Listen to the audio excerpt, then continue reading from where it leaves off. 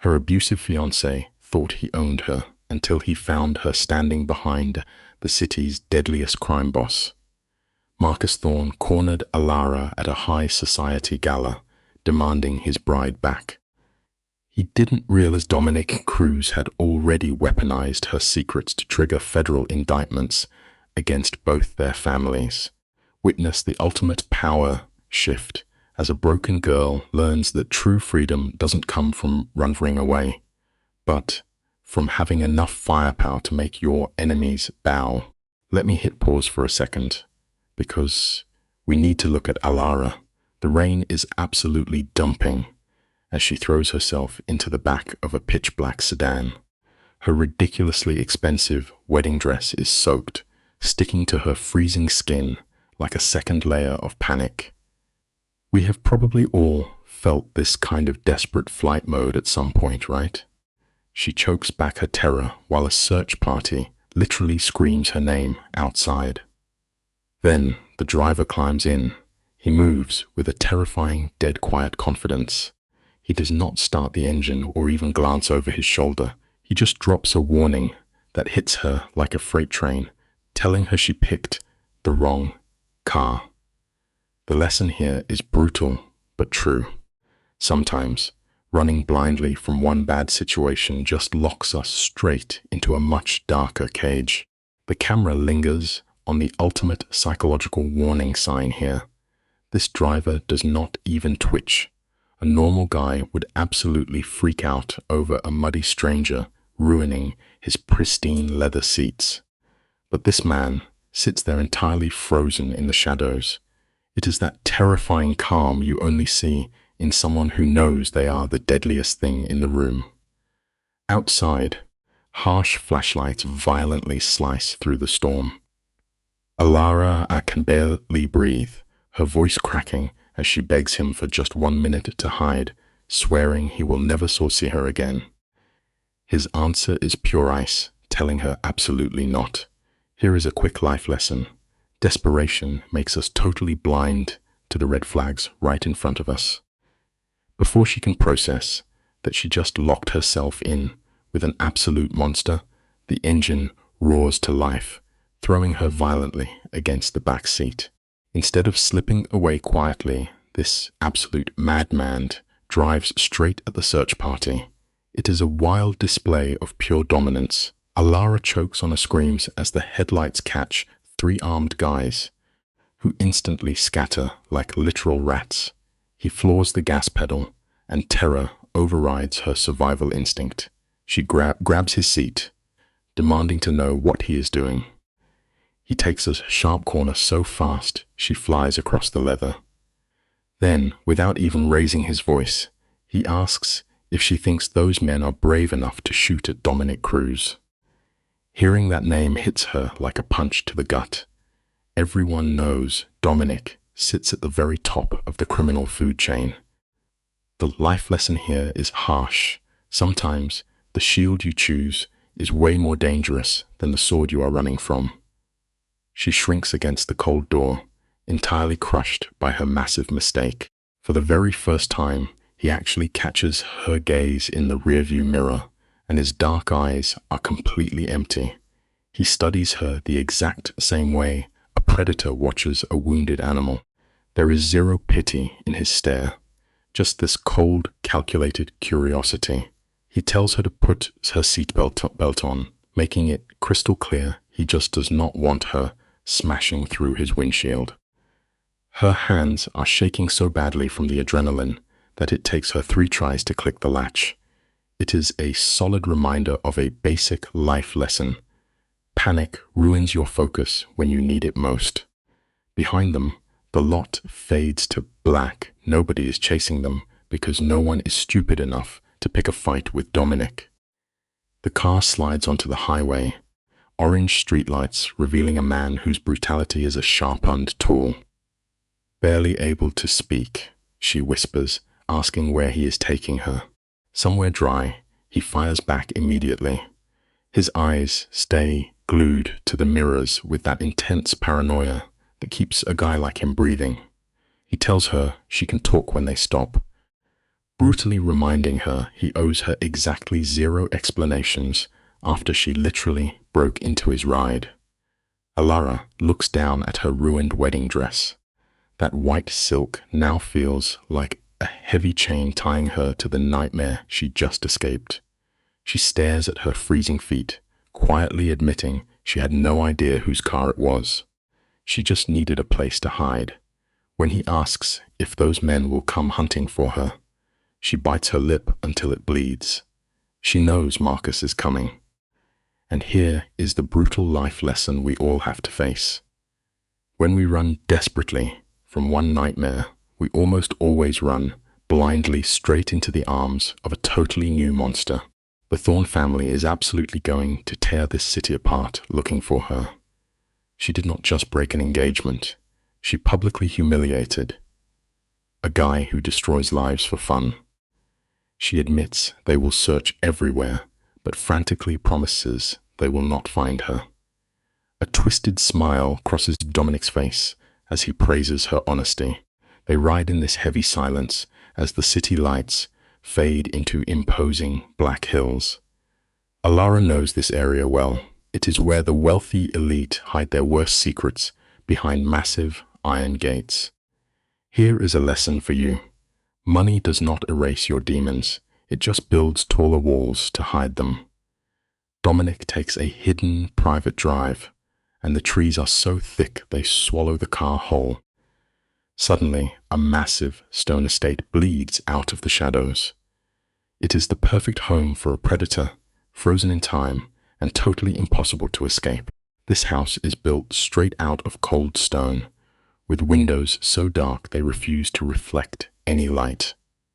Dominic kills the engine, and right here, he pulls off an absolute masterclass in manipulation. He casually turns and offers her a way out, saying he can drop her at a hotel with some cash. Alara stares at the house, her gut screaming that walking inside is a fatal mistake. But let us look at the tragic truth of human nature, which is a powerful life lesson. The illusion of choice is exactly how a trap quietly snaps shut. By handing her a deadly alternative, he forces her to actively choose his cage. Her voice shakes as she admits her family will easily track her at a hotel, asking if she will be safe. Dominic checks the mirror, his face completely blank. "No," he says with chilling calm. "They will not find you here." He steps out, walking through the freezing rain like the violent storm does not even exist. When he opens her door, he does not grab her, he just waits. She steps into the thick mud, the soaked wedding dress dragging her down toward the earth. When she stumbles, his hand clamps onto her arm, and it is an iron grip completely missing any trace of human warmth. He asks if she can walk, fully expecting total obedience, and she actually follows him. This brings us to a harsh life lesson about broken spirits. Her exhausted brain has decided that following a known killer is somehow safer than going back to her toxic fiancé. She has convinced herself that a man who openly shows his blade is safer than a family who hides theirs. Step by painful step up that driveway, she is willingly walking herself straight into a brand new prison. The front door swings open, revealing Teresa, a housekeeper whose dead eyes prove she has seen way too much violence in her life. She looks at Alara's muddy feet without a single drop of pity. Dominic barks an order to prep a room in the east wing, strictly demanding one with a heavy lock. This hallway straight up smells like old money and deeply buried secrets. He orders food, talking about Alara like she's a stolen car that needs a wash instead of a living woman. He tells her to stay put and warns her not to pull on locked doors. As he turns to walk away, she actually calls out, begging him not to leave her. The life lesson here is dark but real. Fear can make us latch onto the very things that will destroy us. In under an hour, she has become so terrified of being alone that she is desperately clinging to her captor. Let us watch an absolute master manipulator seal the deal right now. Dominic instantly takes total control. He does not ask how she feels. He flat out commands her to rest. It is textbook Eilishation, heavily disguised as a huge father. He promises they will discuss why Marcus Thorne's bride is bleeding on his floor tomorrow, then fades into the dark hallway. Teresa watches the girl with the exhausted look of someone dealing with a stray dog. A quick life lesson for you guys. When someone controls your environment, they control your mind. Alara follows her up the stairs, leaving muddy prints on priceless wood. They enter the east wing, which literally feels like a cold bank vault. 4 solid doors, 3 dead-bolted shut. The 4th is a freezing bedroom. The heavy rain completely hides the garden below, cutting her off from the rest of the earth. Teresa drops folded clothes on the bed and lights a fire, handing over just enough comfort to keep Alara breathing. When Alara whispers a shaky thank you, the old woman shuts her down hard, coldly snapping that she just does not want to scrub blood off the rugs. The heavy door clicks shut, and suddenly Alara is totally alone in this suffocating silence, left with her spiraling thoughts. The lesson here is that silence is often louder than screaming when your mind is your worst enemy. She peels off that ruined dress like a snake shedding dead skin, then stands under boiling water, trying to burn the absolute terror out of her system. She tries to think of a plan, but her fried brain is done. She knows Marcus will scorch the earth looking for his bride. This stone house feels safe for now, but it is just a temporary illusion before the real war starts. The borrowed clothes actually smell like gunpowder. This terrifying little detail reminds her she is literally being protected by a killer. Look at the sad food Teresa left behind: soup, dry bread, and water.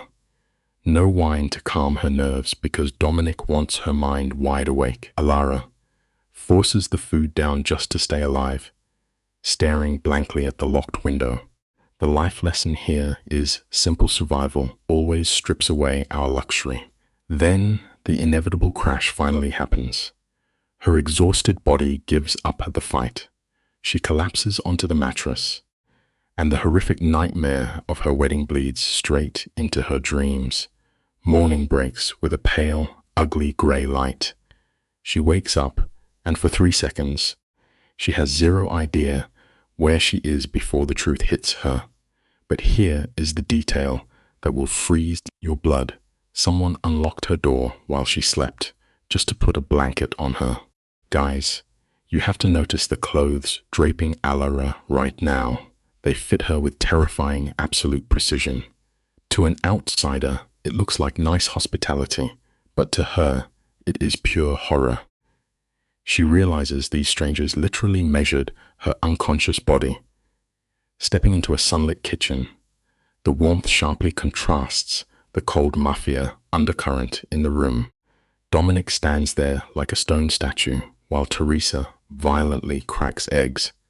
The sound echoes, yet neither of them even looks up. It is a calculated silence designed to make her feel entirely invisible.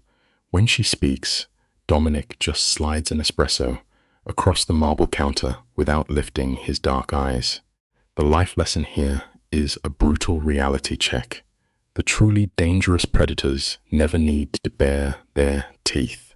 They just prove their absolute power over you, right down to knowing exactly how to pour your morning coffee. Listen up, guys. We are diving straight into absolute chaos. Picture this. Alara grips her warm coffee mug like a literal life raft, while Dominic just stares. Bro, his eyes are dead. Zero light, sucking the air right out of the room. He tells her to sit down, and her legs completely give out. We are watching a modern tragedy unfold here. He casually lists every messed up detail of her life: the toxic wedding, her wild escape, and then, boom, the crazy plot twist. Her own dad faked a kidnapping just to pocket the ransom money. She lets out a broken laugh as her brain short-circuits. And look, Here is the harsh reality check for today. The exact same hands that are supposed to unconditionally protect you are usually the ones tossing you to the wolves for a quick payday. Alright, watch this subtle shift, guys. The camera locks onto Alara, and you can literally see the spark ignite in her eyes again. She realizes she is basically a walking bank transfer, a payout for her dad, and a shiny trophy for that psycho Marcus. Dominic asks why she ever put up with it, and she mumbles that it was expected. But bro, watch his jaw clench. His voice drops deep, and he tells her that giving in is not agreeing. It is just straight up brainwashing. You can totally see his own dark backstory flashing in his eyes. Then he drops the absolute hammer. Every single one of her bank accounts is completely frozen. She is totally broke with 0 places to hide. It hits us with a wild truth about survival. We spend so much time running full speed away from the fire, we totally forget to build a shelter for the night. So Dominic is staring right through her like she is nothing but a massive headache. Alara absolutely loses it, slamming her mug down and screaming that she will just walk out the front door. But Dominic? The guy is a literal statue. He does not even blink once. He just asks her in this chilling, ice-cold voice where exactly she plans to go without a single penny. You can actually see her soul crack in half as the panic sets in. No secret stash. No white knight coming to save her. Just this terrifying mafia boss. Reading her vibe entirely, Dominic casually orders his crew to wipe out her ex's life. Now Alara is trapped in a totally new, invisible cage. And here is the wildest part about life, guys. Sometimes escaping a hungry wolf literally means you have to tiptoe straight into the cave of a sleeping grizzly bear. Now Dominic completely takes over the scene. He knows exactly how a bruised ego operates. A toxic dude like Marcus is never going to let his prize walk away without a literal bloodbath. Alara weakly tries to make excuses for her ex, which is just that sad reflex from years of abuse. But Dominic cuts right through her delusion like a knife. He tells her she is locked down in the East Wing. No phone, no internet, absolutely 0 contact with the outside world. When she accuses him of holding her hostage, his face does not change at all. He quietly says he is just making sure she stays alive. Then Teresa sneaks into the room like a ghost, signaling that the game is officially on. It points out a super dark reality. We will totally bow down to the warden holding our cage keys as long as they keep the real monsters locked outside. Dominic basically vanishes into thin air, leaving Alara completely spinning. Teresa starts cleaning the marble and drops a massive reality bomb on her. Marcus does not do forgiveness. His crushed ego is going to turn him into an obsessed stalker. Alara tries to act tough, throwing her chin up and claiming she does not need anyone to save her. But Teresa stops dead in her tracks, stares right into her soul, and whispers that everybody needs armor in this world. Honestly, that is a super bitter pill to swallow. Pure freedom is basically just a fairy tale. Sometimes, staying alive just means you have to pick out a cage with thicker bars. As Alara stares out the bulletproof glass, that insane lockdown actually starts to feel comforting. There is peace in giving up the wheel when your entire life has been a non-stop sprint through hell. Okay, let us talk about Dominic for a second, because this guy is a walking contradiction. He is a total nightmare in the underworld by night, but reads old Dusty's books in the afternoon. On day 5, Alara finds him chilling in the humid greenhouse. But get this, he is violently hacking off the dead branches of a rose bush with massive iron clippers. The sound is snapping super loud, making her freeze up. Dominic does not even stop. He casually explains that Teresa handles the living things. He is just there to chop off the dead weight because she is too soft to do it. It is actually super tragic when you think about it. Some people are so deeply broken that they have zero clue how to fix things. Their only defense mechanism is taking a massive axe to the rotting parts before the infection can spread to the rest of the body. Alara literally sits right there in the dirt next to him and asks why he even bothers saving a dying plant. He refuses to make eye contact and just mutters that giving up is for cowards. She thinks she finally broke through his icy exterior, so she tells him this sad memory about her dad destroying her mom's garden. But Dominic, he just grunts. He completely rejects the bonding moment and drops a bomb that Teresa lost a kid years ago. Because he only trusts the housekeeper, because they both know where the bodies are buried. It is such a brutal wake-up call about how cold the world can get. Down in the trenches, shared trauma does not make you best friends. It just chains you together. People do not keep your darkest secrets out of kindness. They keep their mouths shut because they are standing in the exact same muddy ditch. Look at how Dominic treats loyalty like it is just basic math. He breaks down his entire crew without batting an eye. He says Alex only sticks around for the paycheck, and Teresa is just working through her own grief. Alara calls bluff right there, knowing a dude with eyes that dead is not running a rescue shelter. Slowly, Dominic drops the act. He admits that Marcus has been stepping on his business territory. The camera zooms in on Alara as the absolute horror hits her. She was never a rescued princess. She is literally just bait.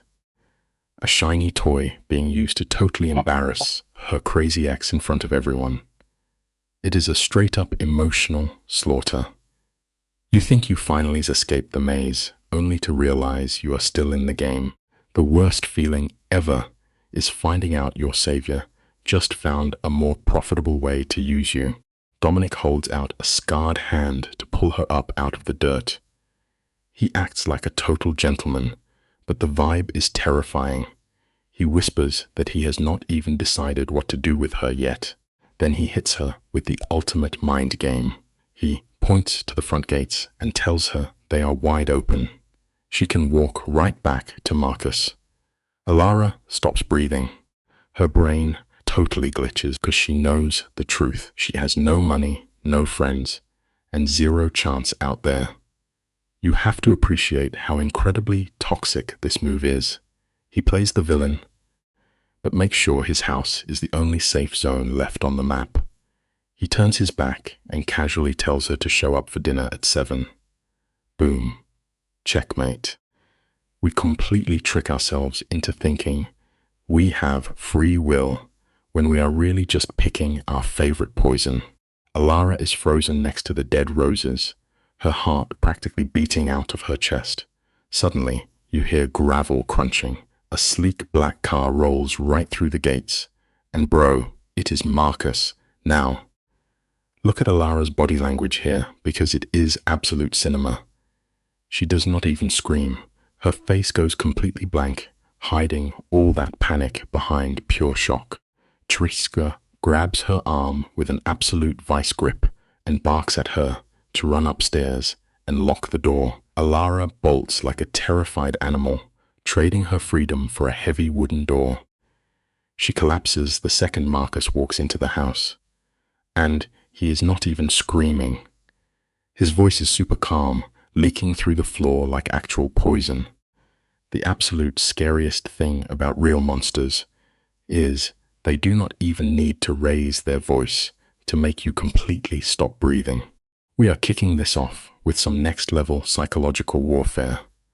Alara is pressed hard against that oak door, holding her breath like she is fighting for her life. Downstairs, the hallway turns into an absolute masterclass in manipulation. Marcus turns on that fake plastic charm, acting like the heartbroken husband while violently demanding his girl back. But Dominic, he just stands there, taking all that ego like an absolute brick wall. When they stop talking, the quiet gets so heavy you can literally feel it. Alara covers her face, just waiting for the betrayal because that is all she has ever known. And honestly, it teaches us something pretty messed up about how people operate. When trouble comes knocking loudly at the front door, the fastest way to save your own skin is usually throwing the weakest person right under the bus. Let us break down the insane power dynamics happening right now. To Dominic, Alara is basically just a wet stray cat he found in an alley. But he looks her nightmare of an ex-dead in the eyes and lies effortlessly, saying he dumped her at some cheap roadside motel. Upstairs, Alara is literally choking back gasps, just imagining Marcus losing his absolute mind over his bruised ego. Marcus gets so desperate to prove he is the top dog that he starts throwing massive stacks of cash at Dominic to buy her back, and Dominic just swats it away like it is nothing. This moment proves something super wild about the world. When you take away a bully's favorite toy and their giant bank account cannot fix it, the fancy suit comes right off. They turn into absolute animals, proving that a ton of money is usually just a mask for a total monster. Bro, you and I are about to unpack some absolute madness today. Picture the dead silence in this driveway right now. Marcus totally drops his fancy rich guy act, his face twisting up like a demon as he screams that Ara is his property. But Dominic? The man is ice cold. He stares him down and drops the hardest line, saying a bird is gone the second it flies. Absolute boss move.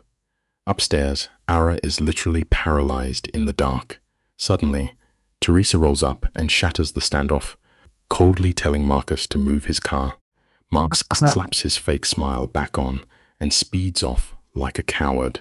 Ara finally breathes again, but her heart is pounding out of her chest. Honestly, there is a deep lesson here. The most toxic people in our lives usually do not look like monsters. They are the ones smiling at us in the light. Once the coast is totally clear, Ara finally creeps down the stairs, and the vibe is just incredibly heavy. Dominic is sitting there waiting in the pitch black like an absolute final boss, looking completely unbothered. He hands her a glass of heavy whiskey, which is basically his subtle way of showing he is running the show now. He lays it out straight, telling her Marcus has the entire block locked down, so if she steps outside, she is getting dragged right back into the nightmare. It is honestly so tragic to watch. She literally escaped one toxic trap just to become a hostage in a new one, realizing her savior is actually her new warden. It hits hard with a major life lesson here. Sometimes the massive walls we build to keep the bad guys out become the exact same walls that keep us locked inside. Look at how Dominic keeps this chillingly calm energy, analyzing the whole situation like a surgeon. He sits Ara down under this harsh light and starts totally dissecting her crazy ex's mindset, asking if Marcus moves based on logic or just pure wounded pride. This throws Ara right back into her trauma. She is remembering how Marcus used to grab her wrists, followed by those fake, hollow apologies. She whispers that Marcus will literally burn the entire city to the ground just to get her back. Dominic does not even blink at this warning. He knows guys who treat people like property are setting themselves up to fail. Bruised egos always lead to sloppy mistakes. It really drives home an essential life lesson for all of us. Blind pride is a heavy poison that completely clouds a person's judgment until they crash and burn. Let us jump into the mind of a rejected villain for a second. For a massive control freak like Marcus, losing his ultimate prize is way worse than death. The tension is off the charts as Ara stares down Dominic begging for a way out from a guy who literally treats human lives like poker chips. Dominic hits her with the coldest offer ever.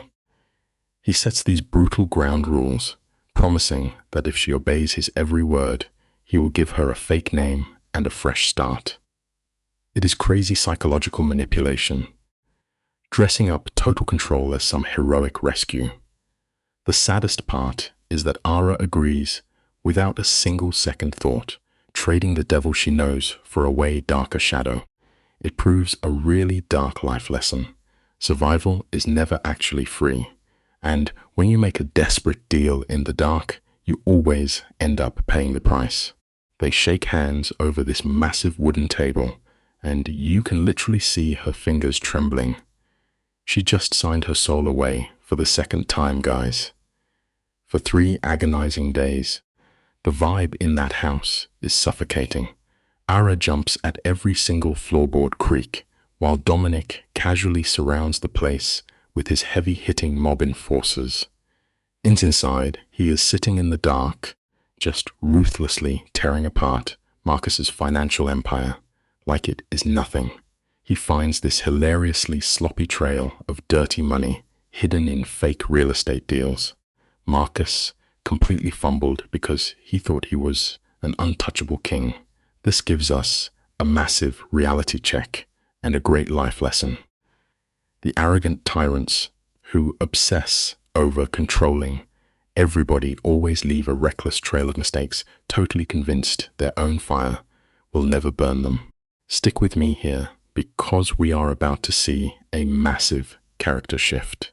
Her entire life, Ara was stuck under the thumb of the biggest narcissist of them all, which was her own father. Dominic actually stops and asks her a crazy deep question.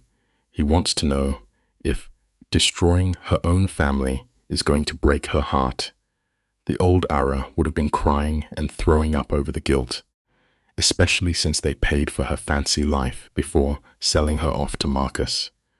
But she is completely unbothered now. Her eyes are dead cold as she tells him she feels absolutely zero remorse. She starts casually tracking their blood money, ready to feed her own dad to the wolves. It brings up a huge life lesson about setting boundaries. The people who loudly demand your loyalty the most are usually the ones who deserve it the absolute least. The scene just zeroes in on Ara's face, and she looks completely haunted, remembering how Marcus used to control her every move, like she was just some quiet, pretty trophy in his rich boy fantasy. But guess what? The porcelain doll is officially broken, bro. Without even shaking, she drops the ultimate master plan on the table.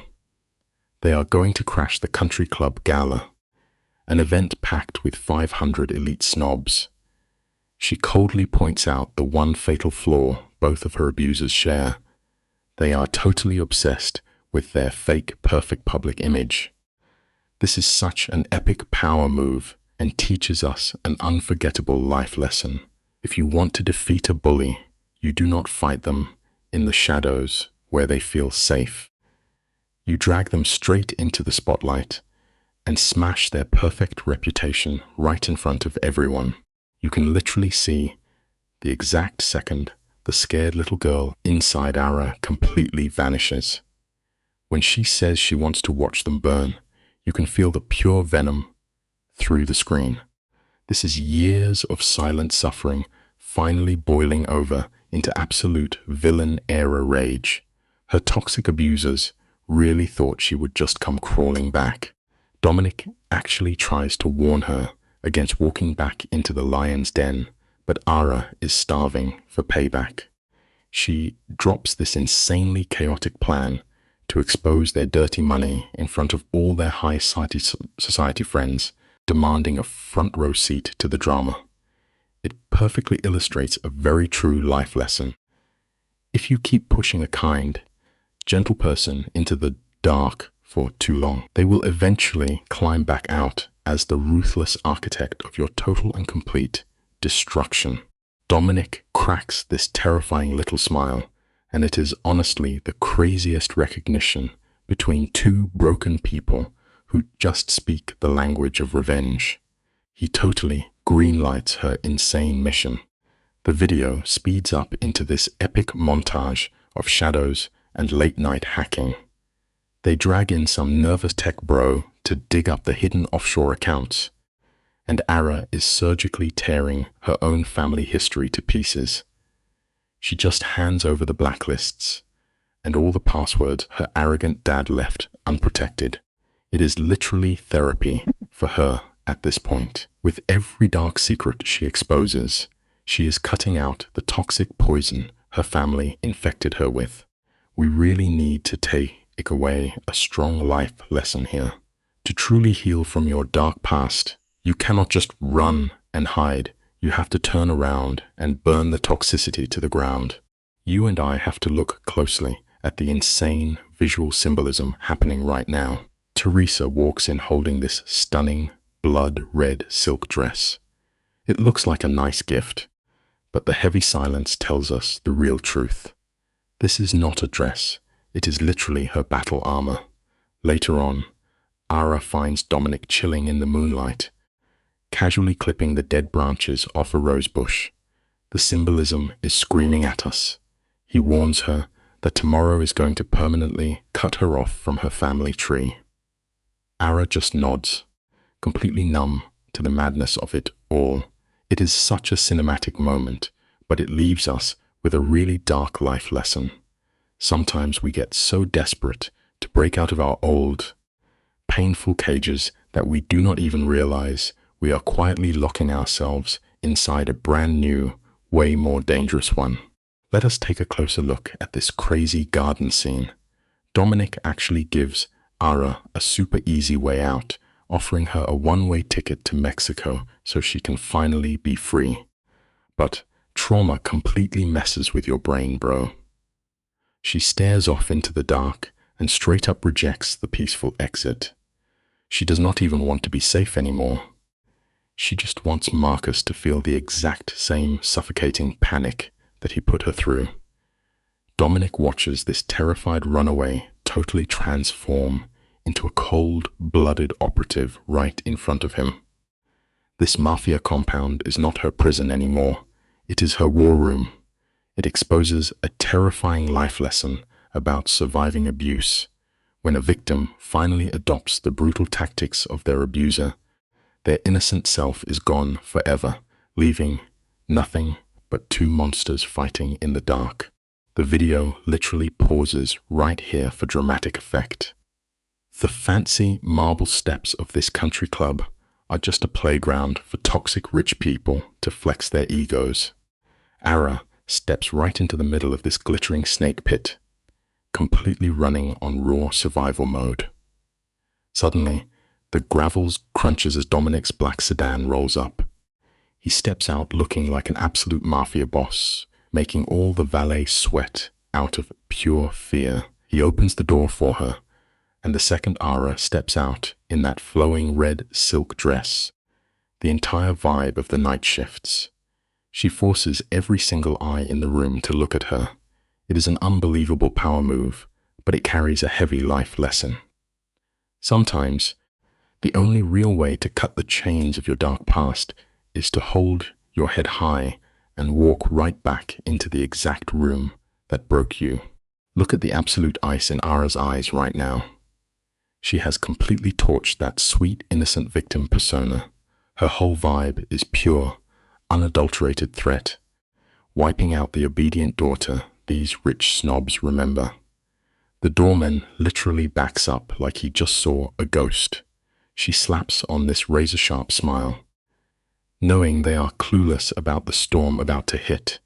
Second, she kicks those ballroom doors open. The whole room just flatlines. 500 high society guests freeze. Ara scans the crowd and locks dead onto her old man. His smug face instantly sours into toxic rage. Honestly, there is a heavy life lesson here.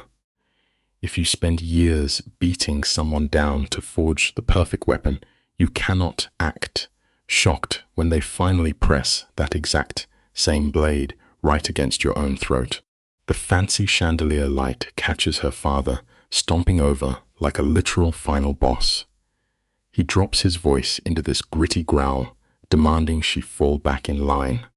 But catch this subtle detail Dominic presses his hand at the base of Ara's spine, giving her a silent anchor so she does not spiral into panic. She stands her ground, using the rich crowd as a shield. Then Marcus steps up to block the exit. His face is totally blank, but that jaw twitch screams pure murder. He whispers a sweet pet name, but it sounds like a rusted knife scraping bone. You and I really need to unpack the tragedy here. Marcus does not see her as a human, just a stolen trophy. It is a harsh truth. You can never reason with someone who only values you based on the power they squeeze from your broken spirit. Dominic drops his words with this chilling calm, unbothered by the chaos. When Marcus lunges to grab her, Ara glides out of reach. She pulls Dominic right into the gap as a shield, swearing she is done with his shiny little prison. In that split second, you can actually see Marcus's massive ego shatter into dust. The classy rich guy act vanishes, leaving behind the creepy obsession of a boss losing his favorite toy. Then Ara goes for the absolute kill shot. Her voice cuts through the silent room, airing out their fake rumors as nothing but a dirty money deal. She nukes his leverage instantly. The lesson here is crystal clear. The toxic tyrants in our lives only keep their grip on us until we finally get the guts to drag their dirty little secrets into the light. The tension here is literally off the charts. Her old man is clutching his chest, having a meltdown as his shady empire crumbles, while Marcus is practically shaking with unhinged rage. But Ara just stands there, soaking in that freedom.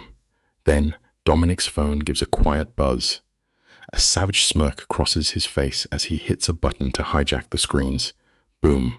The ballroom lights up blue with their illegal offshore accounts, exposed for all the snobs to see. Her dad actually lunges at the wall, like a wild animal chasing ghosts, only to get tossed aside by Dominic's massive security guys. It brings us to a harsh but simple reality. A person can spend 20 years building a giant fortress of lies, but the hard truth only needs one single second to burn the whole thing down to ashes. Let's pause the video right here. Check out how completely still Dominic is while he whispers one simple order. He is basically asserting absolute dominance as the real boss of this room. Richard is sweating bullets, looking for a way out like a trapped rat. But you and I really need to look at Marcus for a second. He is frozen in the chaos, staring at Ara like she is a broken Rolex. The guy is not heartbroken at all. He is literally just staring at a glitch in his perfect little system, treating her escape like a software bug he needs to violently patch. It exposes a seriously messed up truth about toxic relationships. Some people do not actually care about your soul or who you are as a person. They are simply obsessed with the absolute control they have over your life. Just look at the creepy lack of emotion in Marcus right now. He walks up to Ara with the cold energy of a guy picking up his lost luggage. But she plants her feet hard, straight up telling him she is done playing house in his shiny cage. This is a massive level up for her character. For years, she thought his toxic control was keeping her safe. Then Dominic steps as right between them, using his size as a brick wall. With a deep voice, he drops the hammer the feds already have all the hard drives. By midnight, their entire Mafia Empire is toast. It brings up a wild life lesson for anyone struggling. The mental prisons we build in our own heads are always way stronger than the real ones, right until the exact second we finally choose to just walk out the door. Dominic really twists the knife here, basically promising federal prison time before the weekend. You can literally see Marcus's shattered ego glitching out. A top-tier villain like him just cannot hold a loss. Desperate to keep the upper hand, he leans in and drops this toxic whisper in Ara's ear, claiming she just swapped one mafia boss for another. It is such a grimy move to plant that bug of paranoia in her head. As Marcus finally fades into the shadows, Ara just deflates. Her whole body sags as that exhausting trauma bond finally snaps. Meanwhile, her dad is stuck to the floor, a ruined king waiting for his jail cell. Here is a serious reminder. Master manipulators will always try to convince you that freedom is dangerous, just to keep you shivering in the cold shadow of their control. That high society illusion goes up in smoke. The rich parasites scatter, leaving her dad completely alone in his downfall. In one pathetic move, Richard plays the family card, begging his daughter not to ditch him. But Ara finally cuts that toxic cord. She realizes she was never actually his kid, just a poker chip for his business deals. She steps right out into the freezing rain, Dominic guiding her to the getaway car. Listen to the heavy thud of door closing. Inside the quieted car, her adrenaline crashes. She starts shaking violently, staring blankly at her own trembling hands. It is a grim reality check for everyone. Cutting off a toxic life is mandatory, but honestly, surviving that sudden shockwave of freedom can sometimes feel exactly like you are dying. This is the heaviest plot twist of the whole story. Ara thought blowing up her cage would feel like an epic victory, but right now, she just feels empty.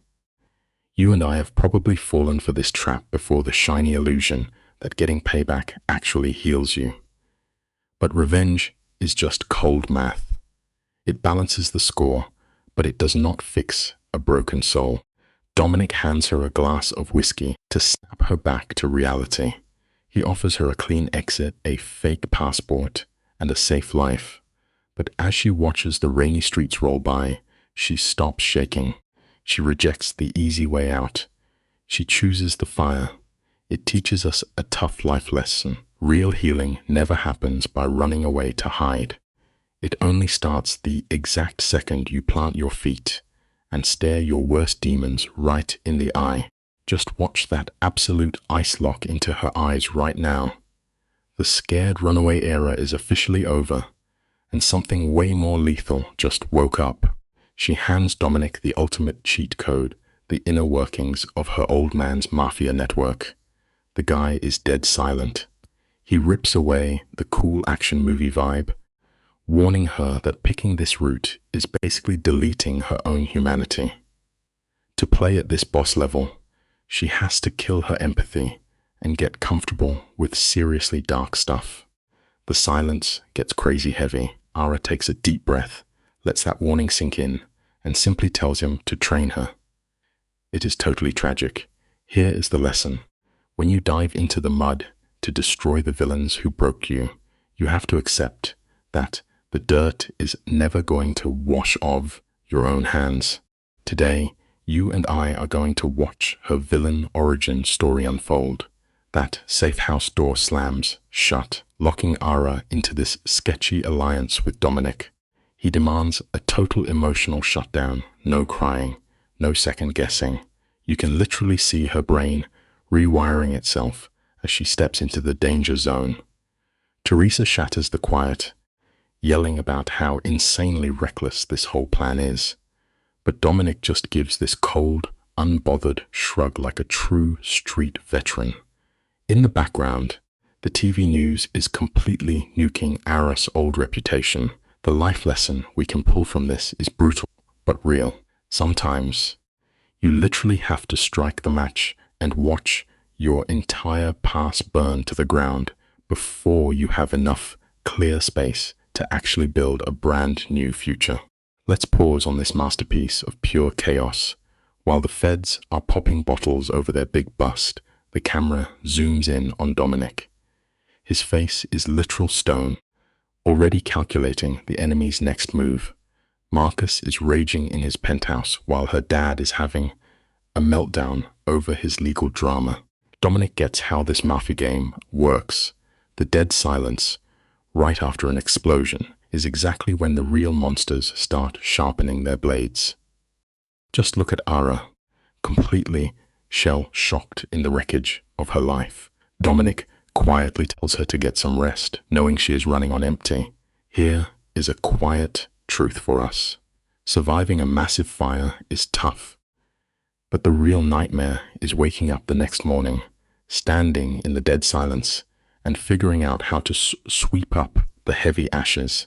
Dominic warns her the adrenaline crash will hit like a freight train, but notice he never tells her to leave.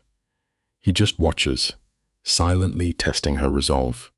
The television's blue light washes over her exhausted face, looping footage of the obedient puppet she used to be. When he asks if watching her old life burn brings any regrets, her gaze is pure ice. Her only sorrow is that she let them pull her strings for so long. We often build fake versions of ourselves to survive toxic environments. But a shield is not a soul. Now, Dominic hands her the most terrifying gift of all, pure freedom. Here is the harsh truth about liberation, and you and I both know it. Your heavy chains might finally be broken, but you still have to endure the agonizing process of learning how to walk all over again, stripped of her family name and the suffocating grip of Marcus. Ara stares straight into a terrifying void. If she is no longer their favorite punching bag, who is she? When she whispers this fear into the dark, Dominic offers absolutely zero comfort. He delivers a freeing reality check instead. Hesitation in his world is a quick death sentence. He leaves her completely alone with her spiraling thoughts.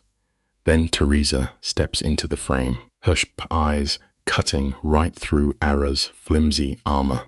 She knows this girl is free-falling without a parachute. Ara tries to hide behind sarcasm, but Teresa dismantles it effortlessly. The lesson here is a dark warning. When you finally summon the courage to escape a burning house, you have to be incredibly careful to seek shelter in a cave full of starving wolves. The camera lingers on Teresa, her face half swallowed by harsh, gritty shadows. She warns Ara that stepping from a victim to a predator is a descent you can never reverse. Ara's jaw tightens with stubborn pride, fully believing her public stunt already burned her tragic past to the ground. But Teresa's voice drops, heavy with irony. Forging a violent mind is a quiet, slow tragedy. Dominic is not handing her the keys to freedom. He is just locking her inside a much deadlier cage. On the glowing screen, Ara watches the apologetic girl she used to be, and the nausea finally breaks her completely. This reminds us of a bitter, undeniable truth. Trading a cruel master for a fiercely protective one never actually grants you true freedom. It just molds you into a completely different kind of prisoner. The lighting shifts into the restless blue of a deep nightmare. Even as in sleep, Ara finds zero sanctuary. Marcus stands just out of reach, proving she is slowly tearing away from his grip. But when Dominic steps through the dream's fog, the tragedy twists the knife. She is seamlessly swapping one captor for another. Waking up to the frantic buzzing of media calls, her trembling finger finally hits power. Total silence. Walking into the dimly lit living room, she freezes. Dominic stands calmly beside two hulking men, radiating the dead-eyed stillness of professional violence. Stick with me here, because this irony is vital to understand. We often believe we are finally healing when we are truly just finding new, dangerous ways to bandage the exact same shattered pieces of our souls. Dominic presents these two human tanks as her security detail.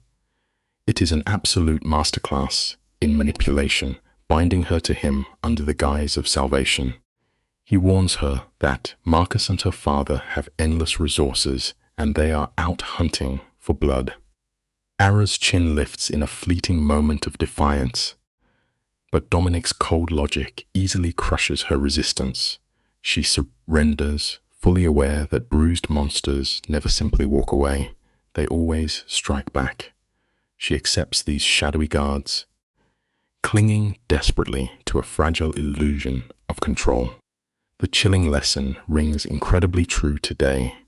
Fear binds a broken soul to a dangerous protector far faster than love ever could. Meanwhile, Dominic merely pours her morning coffee, playing the flawless, unbothered anchor in the dead center of her raging storm.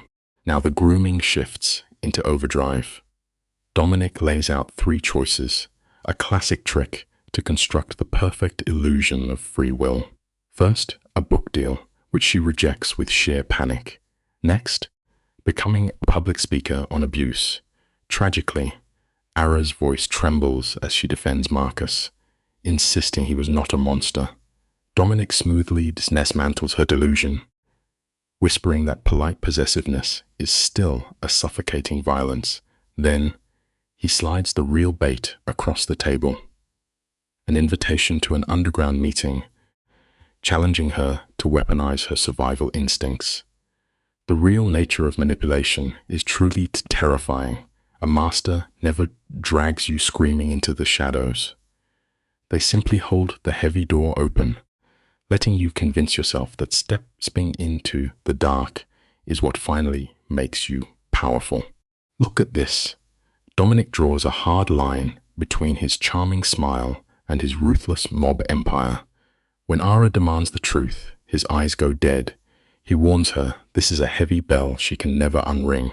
Ara freezes, having zero clue how violent this guy actually is. But honestly, she trusts this literal crime boss more than her own dad. When a broken person looks at a predator and sees a safe space, logic just burns. She begs for the plan. A cold smile crosses Dominic's face as he outlines a brutal turf war, asking her to decode their lies. He is straight up weaponizing her awful childhood. Here is a simple truth. Our deepest traumas can easily become our sharpest survival skills, but pulling that sword always demands a price that will absolutely crush your soul. Let us take a closer look together, because the descent accelerates right here. Dominic straight up tells her that his crew solves problems with blood, warning that seeing this life will break her soul. But watch her eyes. She is literally weighing the raw violence of the mafia against the polite cruelty of her father. She decides an honest blade is way better than a fake smile hiding a psychological knife. The second she nods, there is no going back. Dominic instantly hardens into a clinical mob boss. The helpless victim is totally gone, and the dark accomplice takes her very first breath. It leaves us with a heavy lesson. When you carry years of unhealed emotional agony, the most monstrous things in the world suddenly start looking like totally rational choices. The psychological rewiring starts instantly. For 24 hours, Ara gets thrown into a hardcore masterclass of paranoia. Teresa shows her how to spot hidden guns under jackets, while guards drill brutal combat moves.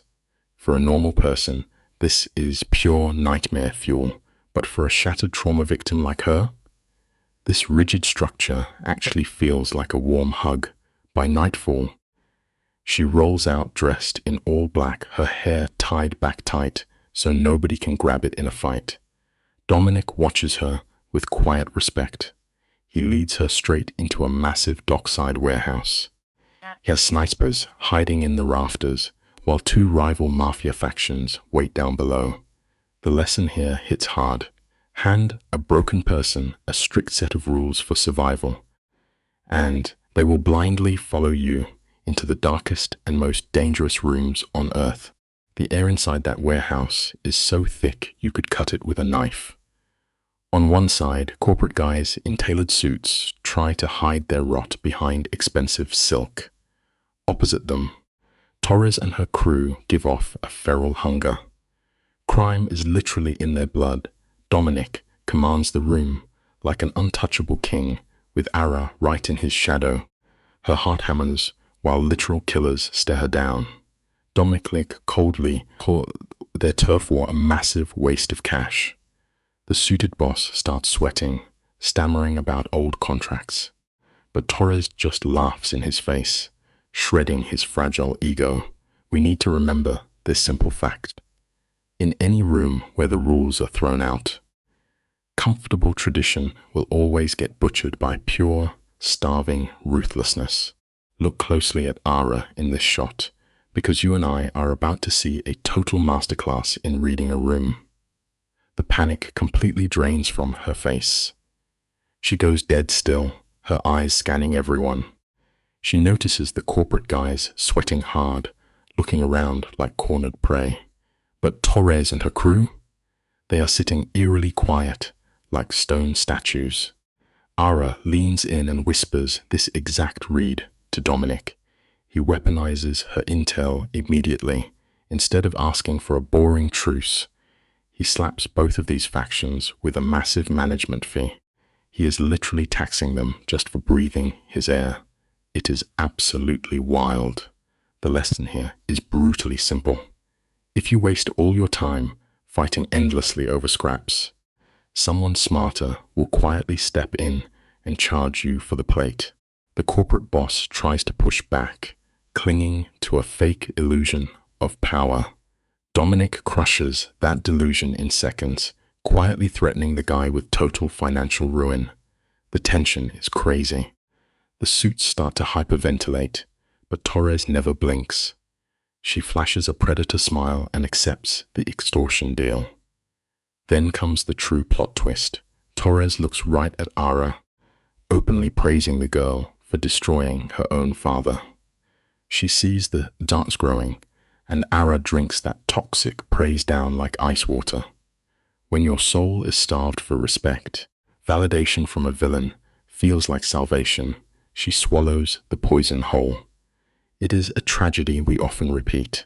The absolute worst mistakes we make usually happen while the monsters are loudly cheering us on. Listen up, guys. The corporate suits completely fold, tossing out garbage demands to save their bruised egos. But our guy Dominic, he shuts them down instantly, dropping the hammer like a total boss. One warning or they are done. When the doors lock, Ara practically collapses, gasping for air. Dominic glides into her space, his voice dropping low, telling her she is an absolute natural. He is literally hyping up the ice in her veins. Honestly, this framing is just tragic. After a lifetime of being hunted like prey, this absolute menace is convincing her she belongs in the shadows. It is a lethal adrenaline rush. On the dead silent ride home, she is starstruck at how he totally owned that room without throwing a punch. You and I need to remember this real quick. The exact people hyping up your darkest traits are always the ones plotting to use them against you later. Compared to the absolute disaster of her father, the icy control of Dominic feels like a cozy safe haven. Big mistake. Ara is nose diving straight into the wildest trauma bond you have ever seen. As the weeks blur together, we watch her rip off that victim label and forge herself into a literal walking weapon. Dominic is dragging her deep into his underworld, completely rewiring her brain to treat violence like a game of chess. Just look at the camera work here. She stops looking at eyes and only watches hands now. She's mapping exits and calculating threat levels in a split second. This rebrand is fueled purely by unfiltered survival instinct. It looks like a massive glow-up, but it is actually deeply sad. Here is the reality check.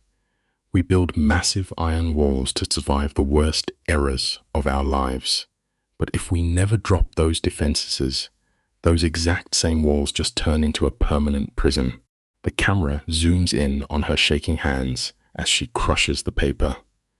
Dominic is out here teaching her the most toxic survival hack ever, how to surgically kill off her own empathy. But the real test hits when Alex kicks open the doors with insane news. Marcus, the absolute monster who ruined her life, just made bail and is touching down in 4 hours under a fake passport. The shadows literally stretch out as Ara spirals into a full-blown panic attack.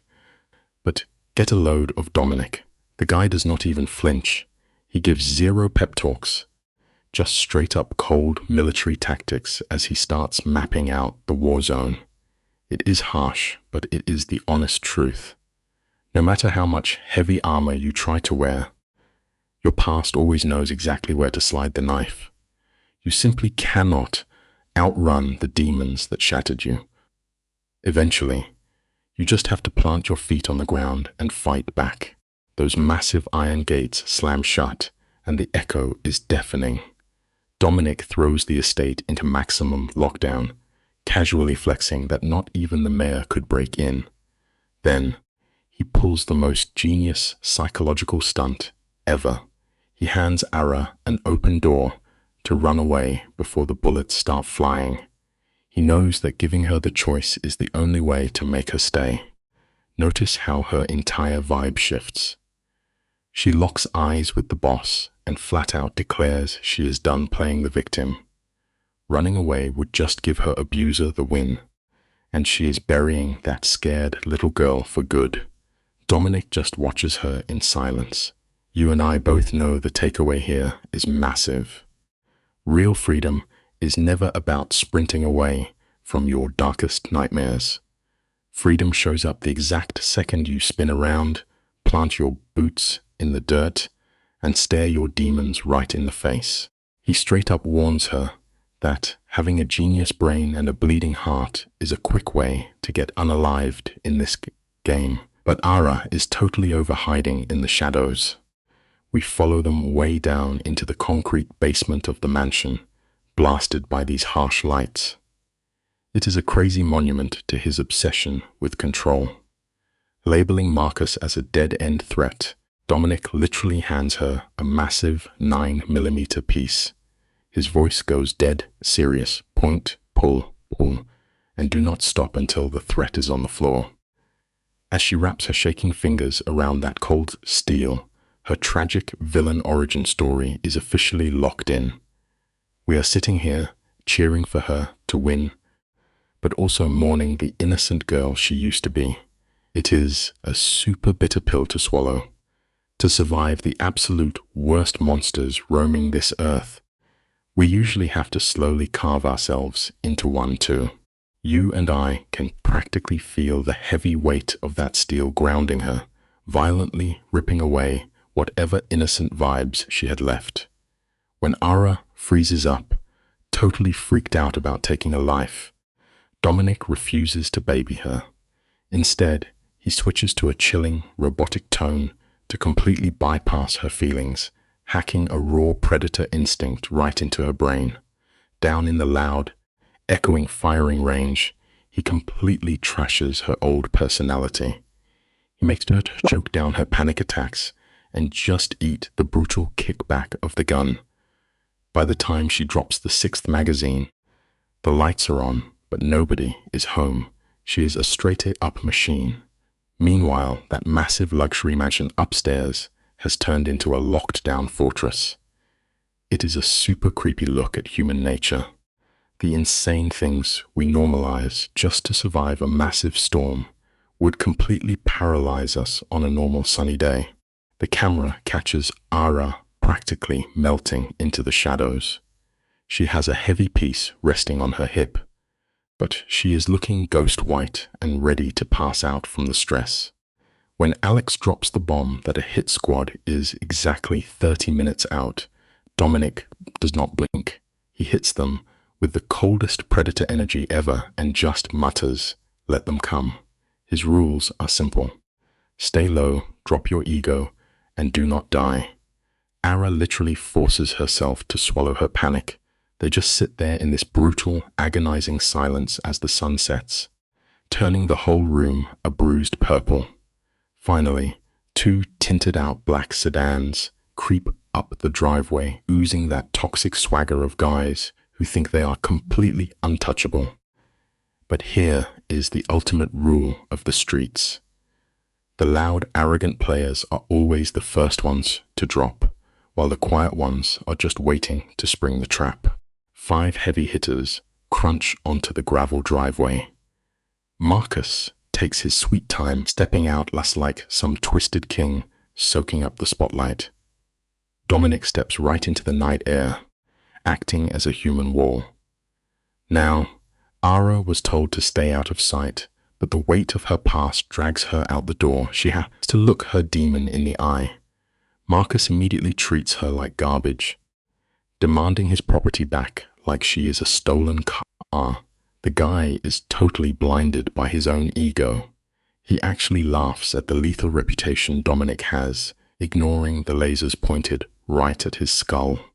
Instead, he whines about his jail time, playing the victim like he got wronged. It is wild to watch. You can never win an argument with someone obsessed with their own lies. They will burn your whole life down, then beg you for a tissue because the smoke is hurting their eyes. Marcus starts throwing verbal punches, acting like her escape was some pathetic toddler tantrum to make her feel tiny, but Ara stands her ground and hits him with absolute frostbite. She throws it right back in his face that her dad sold her out for a bag of cash. When Marcus gets mad and lunges, Dominic's hidden muscle steps out of the dark, tactical gear shining in the moonlight. The fake confidence of Marcus instantly vaporizes. Sweating bullets, he tries to cut a deal, demanding Ara marry him so he can dodge the criminal charges. She does not blink.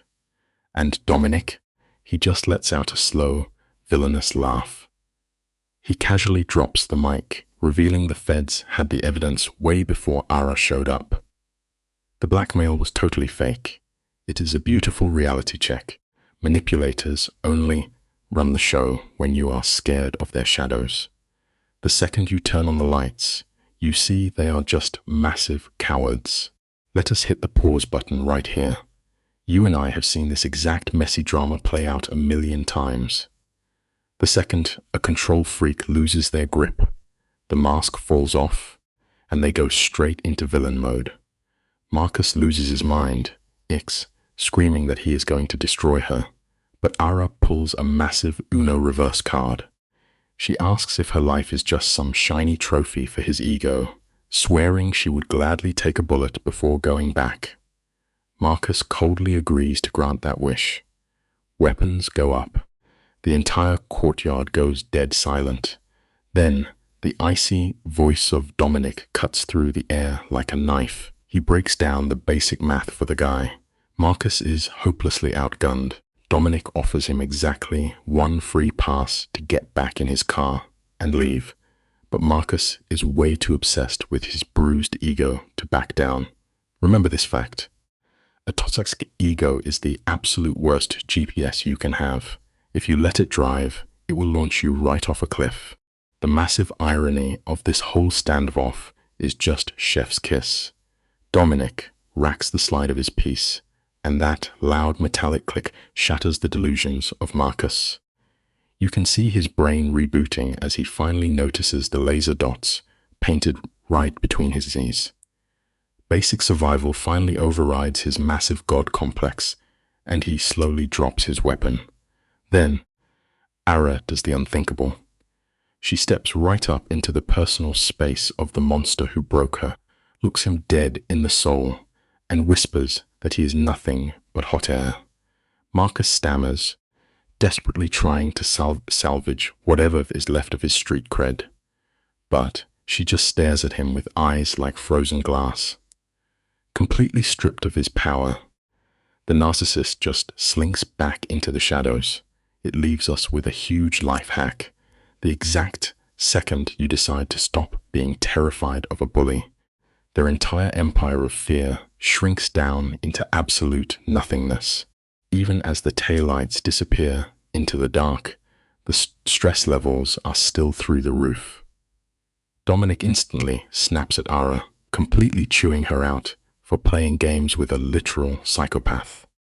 But her comeback is next level. She takes his own mob boss philosophy and hits him over the head with it, claiming that real power requires a public flex. She had to prove to herself that those invisible chains were finally snapped. Watching her clap back, Dominic realizes he just accidentally created a female version of himself. Moments later, Alex steps up to drop the brutal reality. Marcus is absolutely coming back for blood. Dominic takes the news like a robot, coldly announcing that the guy needs to be wiped off the map forever. It serves up a pretty intense reality check. Sometimes, just turning the page on the worst chapter of your life is not enough. You actually have to set the entire book on fire and watch it burn. Yo, stick with me here, guys, because this scene drops the ultimate truth about surviving a nightmare in a dim, shady study. Dominic offers an absolutely chilling lifeline. He proposes to wipe her existence off the map and build a brand new identity. When Ara hesitates, he bluntly reminds her that her own blood sold her out for cheap social clout. The camera catches the exact second. Her heart just freezes. Over, she mourns her old life, like watching a stranger's funeral through a muddy window. That heavy numbness keeps her breathing as she whispers her consent to fade away. Dominic slides a drink across the desk to seal the unholy pact, while Alex deletes her digital history. Real talk, the life lesson here is brutal but true. Sometimes, the absolute only way to step into a fresh future is to let your past self completely bite the dust. Look at this, guys. This is the exact moment a normal person would completely shatter. Dominic pushes her right to the edge, handing her a free pass to give up. But giving a hardened survivor an excuse to quit, that only fuels their rage. Ara flat out refuses to crumble. Dominic lays out the brutal roadmap. She must testify against the father who sold her out and the absolute monster who broke her. She agrees without blinking, knowing a courtroom is a joke compared to the hell she survived. Soon, a squad of federal lawyers rolls up. Ara does not just spit facts. She weaponizes her trauma, connecting invisible dots to expose their financial frauds. It is wild. The life lesson here is deep. Your absolute darkest experiences often forge the exact weapons you need to dismantle the monsters who hurt you. You would normally think a victim wears their scars forever, right? Well, Ara's glow-up is actually straight up terrifying. The government offers her a safe, boring witness protection life, but she completely rejects it, choosing the blood-soaked underworld of the kingpin instead. The insane paranoia her abusers hammered into her makes her the perfect fit for the mafia. 2 months fly by, and the feds drop the hammer, destroying Marcus and her dad with massive indictments. The camera pushes in on Ara staring at the TV. Guys, there is not a single tear, not even a smug smirk. Just a freezing, hollow death glare of total victory. She became a literal machine. Remember this life lesson. Severe trauma leaves us with a harsh choice. It either grinds us down into dust or forces us to forge our broken pieces into something untouchable. The camera locks onto Dominic, asking how she is holding up. And Ara drops one bone-chilling word: free. The terrified girl she used to be is totally gone. Dominic slides her fake identity across desks, and she detaches from reality, tracing the forged ink. Then Dominic pulls the ultimate toxic plot twist. He whispers she can walk away right now, offering a fake illusion of freedom. Yet, in the exact same breath, he hypes up her ruthless talent, fully knowing she is starving for his validation. She asks if they are just business partners, and the heavy silence is deafening. They lock eyes, and the walls just shatter. They are two broken souls recognizing the exact same darkness in each other. It proves a tragic life lesson. Sometimes, the absolute hardest cage to escape is the one that feels like a perfect fit. You and I have probably both made a similar toxic mistake before, so watch their body language. The shift between them is super intoxicating but incredibly dangerous. Dominic stands way too close, guarding her like his literal property. She moves straight into his shadowed sanctuary, sinking deep into dependency. When Dominic finally admits they are past just business, his Iron Kingpin armor completely hits the floor. Ara is sprinting away from one monster directly into the arms of a much darker boss, tragically mistaking his obsessive mafia surveillance for genuine love. The second she leans in, the boss's cold mask just breaks. He whispers that he has zero strategy left and is totally lost. Here is your life lesson. For a ruthless predator who treats humans like chess pieces, admitting you cannot control the board means you already lost the game. Notice the absolute twisted brilliance of her countermove. By demanding this mafia control freak finally let go, Ara quietly becomes the one actually holding the leash. She steps right into his space, her mind playing a super cruel trick on her. She compares this reckless passion to the freezing abuse of her past, convincing herself this beautiful chaos must be real love. It totally blurs the line between affection and self-destruction. When Dominic tries to overthink it, she just silences him. They dive headfirst into this shared nightmare, playing pretend as equals. 3 days later, a massive reality check hits. The news drops that Marcus, her old abuser, got busted at an airstrip, squealing like a panicked animal. The life lesson is real. The monsters we fear the most are usually just pathetic cowards, hiding behind a very fragile mask. The heavy courtroom gavel finally slams down, locking that megalomaniac in a cage. But how does Ara react? Guys, it is a total freezing flatline. 0 tears of joy, 0 relief, just pure empty space. Because he can no longer hurt her, her brain literally deletes his entire existence. When her awful dad's trial rolls around, she does not even bother showing up. Instead, she weaponizes all that trauma into pure, ruthless ambition. Dominic puts her in charge of a massive front company, and her old survival paranoia translates into flawless, cutthroat business instincts. She expands their cartel operations in just 6 weeks. Dominic watches from the shadows, realizing she was born for this blood-soaked mafia life. The life lesson is intense. Sometimes, the absolute only way to survive the wolves is to grow your own fangs and become the alpha. Watch closely, because Dominic pulls a highly calculated mafia power move right here. He tells Ara he needs a ruthless partner to build his empire. Equal risk, equal reward, right? He draws this neat little line between their illegal business and their dark romance, which is literal textbook behavior for a manipulative boss. It is a complete illusion of boundaries, and Ara, oh man, she swallows the jagged hook entirely. She does not see a steel trap, she just sees a steering wheel.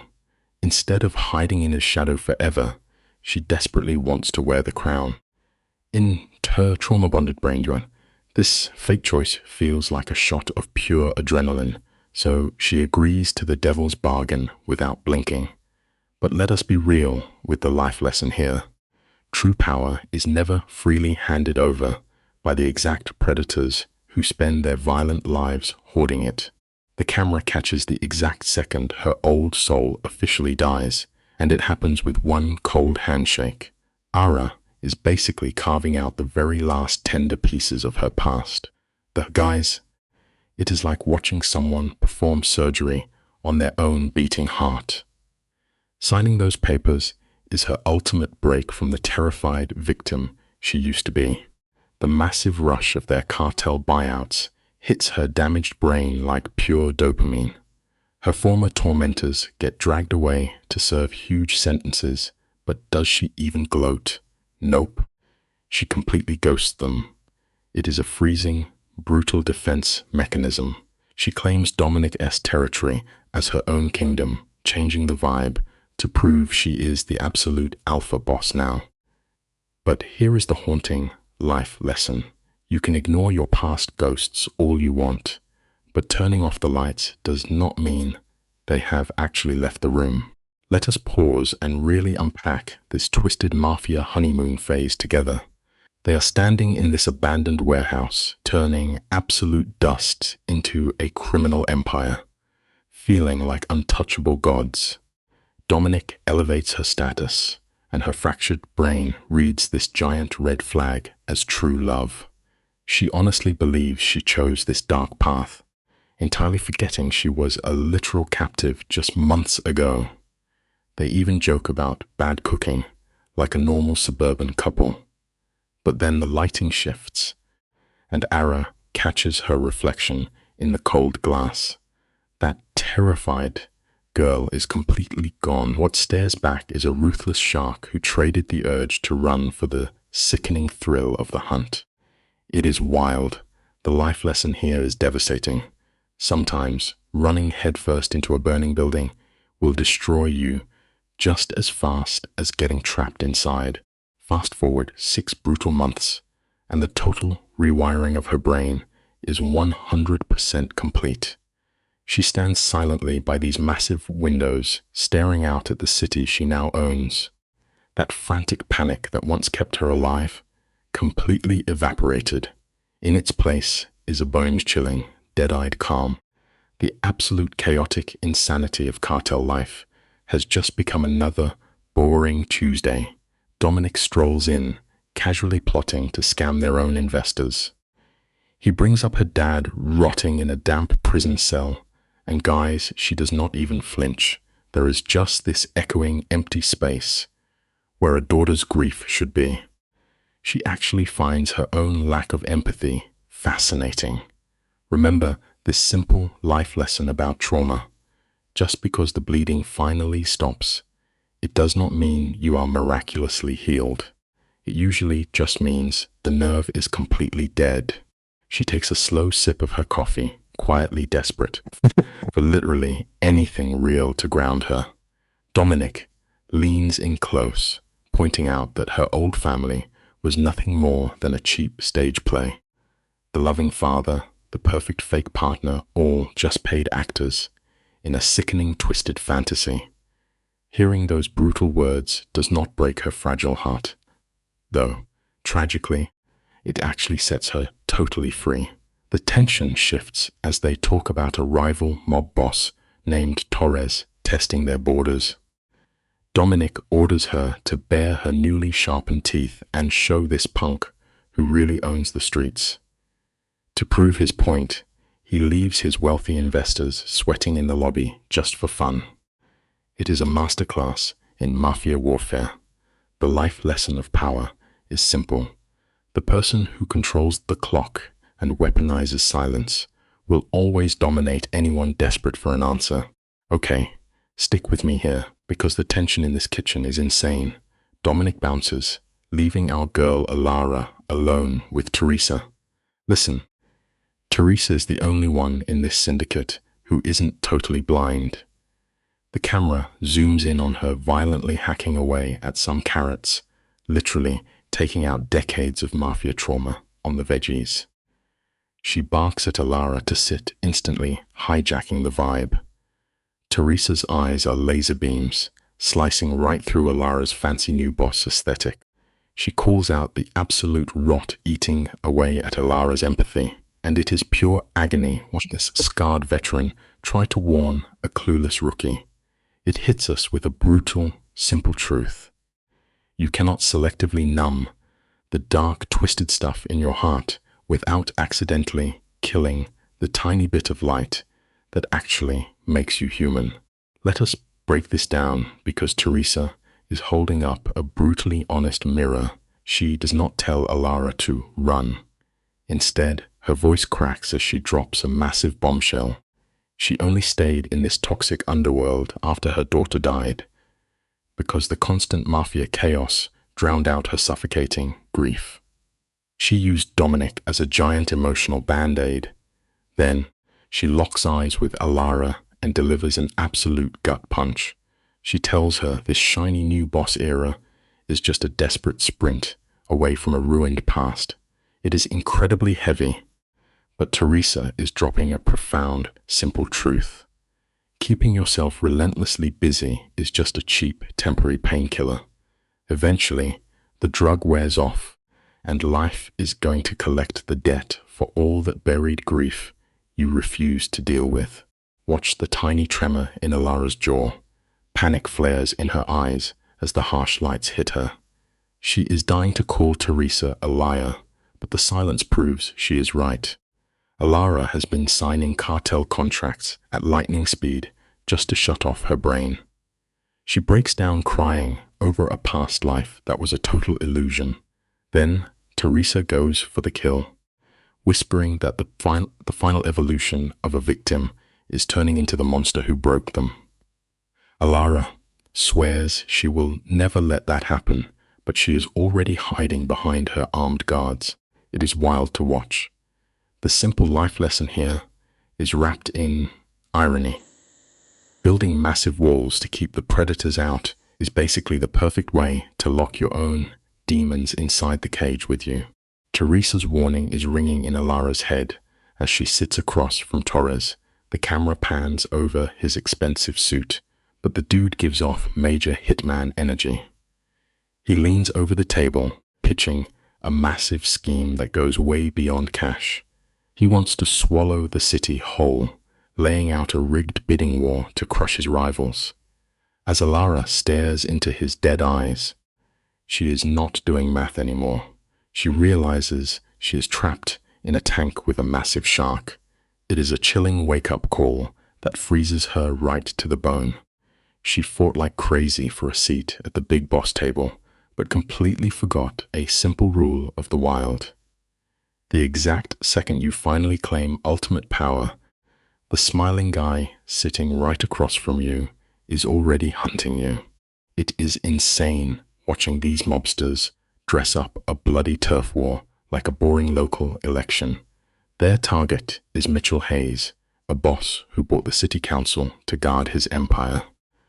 Torres chills in his chair and pitches a counterattack, wanting to fund a squeaky clean candidate to steal the seat. Watch the vibe shift here. Torres totally ignores Dominic and locks his icy eyes onto Alara. He forces her to make the final decision, testing to see if she is just a puppet or a ruthless queen ready to rule. Her hands are shaking out of sight, but she holds his gaze like an absolute boss. It teaches us a vicious, simple truth.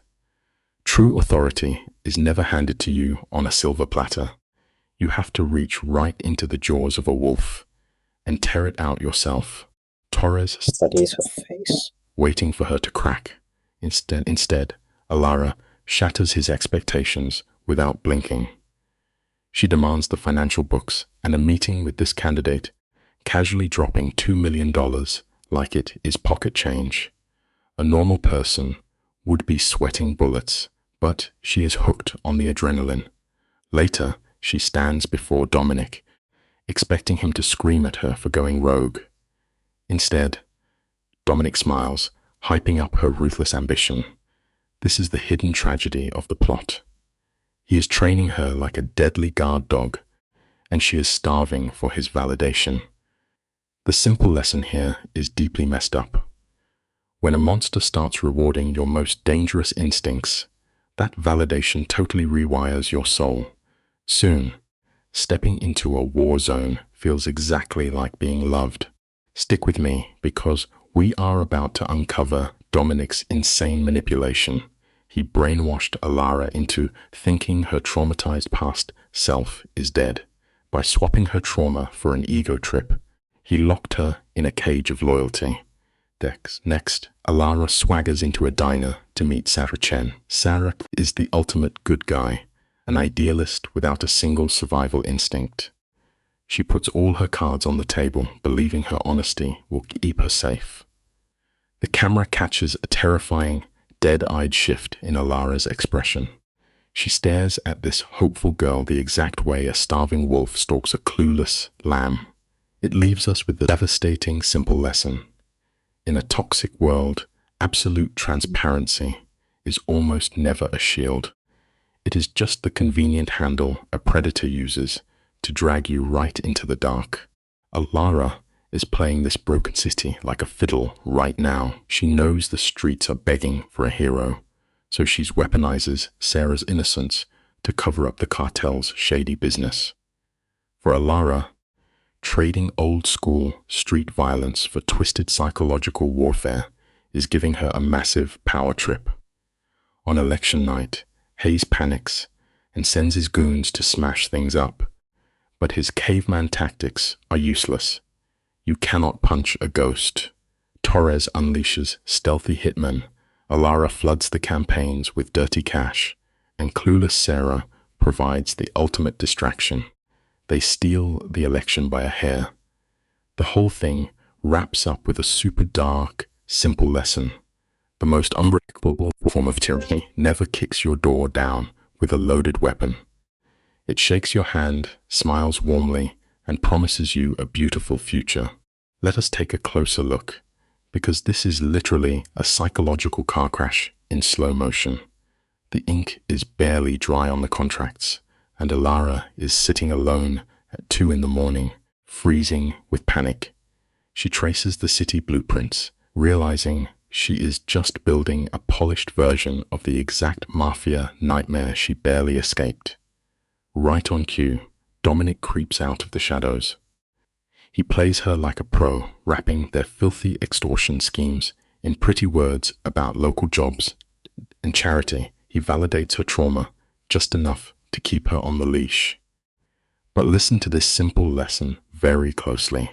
The exact minute you start tallying up your charity work just to wash the mob blood off your hands, your soul has already permanently sunk to the bottom of the ocean. Watch Dominic's body language, because the guy is a master manipulator spinning a massive web. He leans in close, swearing she is a visionary leader, not a cartel dictator.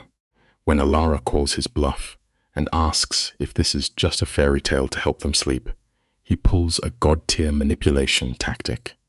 His voice breaks, confessing he spent 15 years looking for a clean empire, only to find ghosts. It is perfectly calculated fake vulnerability. He whispers that her soft heart is the only thing keeping him human. By springtime, she is totally brainwashed by his cult leader gospel. The tragedy here drops a heavy, simple lesson about people. A beautifully crafted, shared delusion will always glue two broken individuals together way tighter than the cold, ugly truth ever could. The camera pans over this sunny groundbreaking ceremony, but do not let the vibes fool you. This is the moment her soul crosses over to the dark side. Dominic stands out of the spotlight, anchoring her to their twisted reality. She leans back, admitting that holding the fate of thousands is terrifying. Watch how his hand slowly wraps around hers, locking in their toxic trauma bond forever. As months roll by and skyscrapers pop up, she is chugging her own Kool-Aid, genuinely believing she is the city's holy savior. But let us be real, she is just running a mafia with better public relations. The heartbreak of this scene carries a massive, simple lesson. The most dangerous power in the world does not scream in your face. It just holds your hand and tells you what you want to hear. Come with me, because we need to talk about this extremely heavy dinner scene. The dim lighting makes Alata look like an absolute ghost. She is completely shattered, grinding non-stop to outrun her own massive guilt. Dominic sits there like a statue, watching her push cold food around her plate. Then she totally cracks. She breaks down crying, confessing her biggest fear. If she cannot be this flawless savior, then ruining her old boss was just a selfish, greedy murder. She is running until she passes out to prove she is on some holy crusade, but she is actually drowning. It is a brutal watch, dropping a massive truth bomb and a simple lesson. Sprinting blindly to outwork your shady past just guarantees your darkest demons are going to completely tear you apart the very second you finally stop to take a breath. Look at this, guys. Dominic leans in, and he is dropping absolute facts like a corner medic patching up a bruised up fighter. He totally shreds her whole mindset, breaking down this wild illusion that your trauma just magically poofs away the second the bullets stop flying. Ara is out here treating her grief like it is some rival mafia boss she can just outsmart by grinding 24/7. But Dom, he flat out tells her to drop the shovel and let her crew do the heavy lifting for once. He tells her survival is a long-haul marathon, not a sprint. It is a super bitter pill for her to swallow, but the lesson hits so hard. Real endurance is not about playing the martyr until your spine snaps in half. True strength means having the guts to let somebody else hold up the sky while you finally sit down and take a breath. The crazy irony here is just top-tier cinema. Letting go actually sends her nervous system into an absolute meltdown. I mean, when you are literally built on backstabbing and turf wars, chilling out feels exactly like bleeding to death on the pavement. But she actually steps down, and that massive internal panic alarm finally starts to quiet down. We get this gorgeous shot of a warm afternoon, and she is just staring at this busted rosebush Dominic somehow brought back from the dead. Teresa rolls up, touching a red petal, basically spelling it out for us. This beat-up flower is exactly like that scared little girl from back in the day. And here is the real takeaway for all of us. Your soul is never going to level up while you are constantly dodging bullets. Real growth only happens when you finally let your guard down and rest. All right, stick with me here, because this is where the drama gets insanely good. We zoom in on Teresa, looking absolutely fierce in the shadows. Ara is sitting there totally frozen, low-key terrified that her dad's toxic mob boss energy is secretly running through her own veins. She thinks her fancy suits are just hiding a straight-up monster. But Teresa is not having it. She slices right through the silence and drops a major truth bomb. Look, nobody ever fully wipes out their inner demons. You just pick which one gets fed. Her dad shoved his ego down his throat until he exploded. But Ara, she starves her dark side every single day. The lesson here is super grounding. Being flawless is a total scam. All we can really do is wake up tomorrow and try to be just a tiny bit better. The shot tracks her walking down this freezing, ugly hallway, with Dominic right there acting as her ultimate shield. To totally break this generational curse, she has to stare down the devil himself. Boom, the heavy metal door slams like a literal gunshot. But, get this, the big bad mafia don who gave her nightmares for 20 solid years, totally gone. Instead, there is just this shaky, washed-up old dude swimming in a cheap orange prison suit. Take away his custom silk ties and his army of goons, and he is absolute dust. The camera just cooks him, showing how pathetic he really is. And it drops a massive reality check. Those huge, terrifying monsters that take up so much rent-free space in our heads, they shrink down to absolute nobodies the second you drag them out into the harsh daylight. This kingpin is sitting at the metal table, shaking like a leaf, trying to play his very last pathetic card. He actually tries to act like a sorry dad and takes credit for her being alive. He mumbles that he's glad she turned out okay. The camera gets right up in her face, and her eyes are literally like ice. She leans in, totally unbothered, and lets him know she built her own empire from the ground up. His super late apology for picking dirty money over his own kid just bounces off the walls. She feels zero emotion for this guy, and it is honestly such a boss move. It leaves us with a totally brutal life lesson. An apology means absolutely nothing if it is not backed up by real change. It is just empty noise. She is looking right at him, but to her, this man is already 6 feet under. The old man actually starts crying, pulling the ultimate victim card to drag her back into his messy drama. But the shot frames her totally separate from him. That toxic bond? Fully deleted. There is no crazy revenge in her eyes, and definitely no pity. He is just dead. Wait now. She tells him straight up, no yelling, to just get cozy in his cell because his greedy hustle got him nowhere. He tries to throw one last weak insult at her, but she just stands up. That chair scraping the floor sounds exactly like a coffin slamming shut. She walks out without even turning her head, and it is wild. It teaches us a lesson we all need to hear. You are never going to heal if you keep holding on to the exact same toxic people who broke you in the first place. Cut the cord and walk away. Sunlight just blasts the screen as she walks past the prison gates and grabs Dominic by the hand. For half a second, you actually see her shoulders relax. She gets a tiny taste of real peace, and it hits us with a harsh truth.